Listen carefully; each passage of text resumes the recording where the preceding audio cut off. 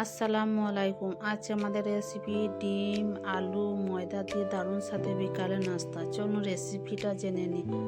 250 মতো রুল ময়দা নিয়েছি, 2 চামচ কালো জিরে নিয়েছি, স্বাদ মতো নুন দিয়েছি,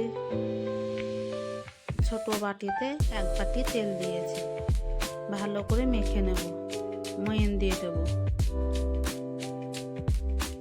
ময়ান দেওয়া হয়ে গিয়েছে।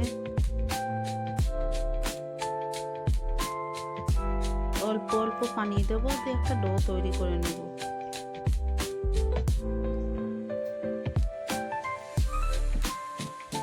ডোটা তৈরি হয়ে গিয়েছে।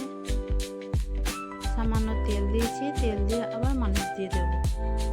মালিশ দেওয়া হয়ে গেছে। 5 মিনিট মতো রেস্ট দেব। এদিকে 500 মতো আলু সেদ্ধ নিয়েছি।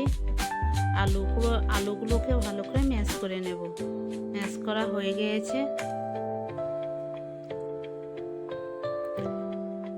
এটা কড়াইয়ে তেল দিয়েছি, 2টি শুকনো লঙ্কা,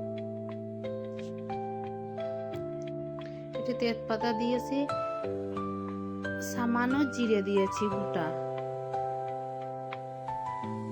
লাল লাল করে ভেজে নেব। ভাজা হয়ে গিয়েছে।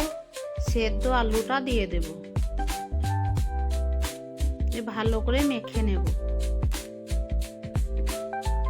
1 চামচ চাট মশলা দিয়েছি, 1 চামচ হলুদ দিয়েছি, 1 চামচ লঙ্কা গুঁড়ো দিয়েছি, স্বাদ মতো নুন দিয়েছি। ভালো করে আবার মেখে নেব।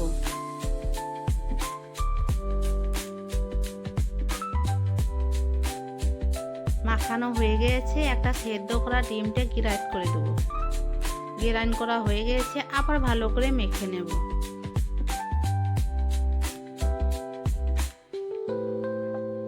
এবারে একটা প্লেটে তুলে নেব ঠান্ডা হতে দেওয়ার জন্য। যদি 5 মিনিট পর ফিরে এসেছি, ছোট ছোট করে লিচি কেটে নেব। ময়দা ছড়িয়ে দেবো, রুটি মতো বেলে নেব।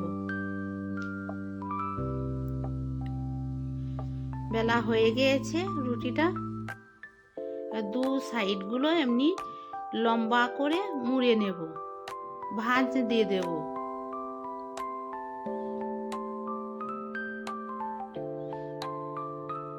ভাঁজটা দেয়া হয়ে গিয়েছে। রুটিটাকে উল্টি দেব। উল্টানো হয়ে গিয়েছে।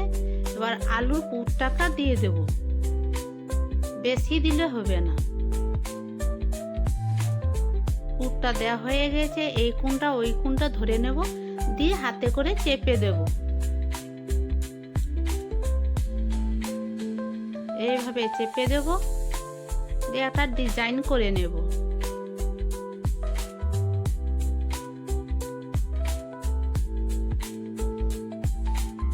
দেখুন কত সুন্দর ডিজাইনটা দেখে লাগছে।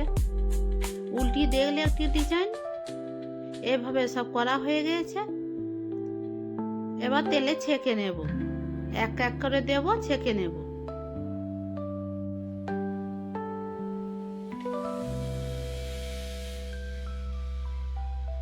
ছাকা হয়ে গিয়েছে।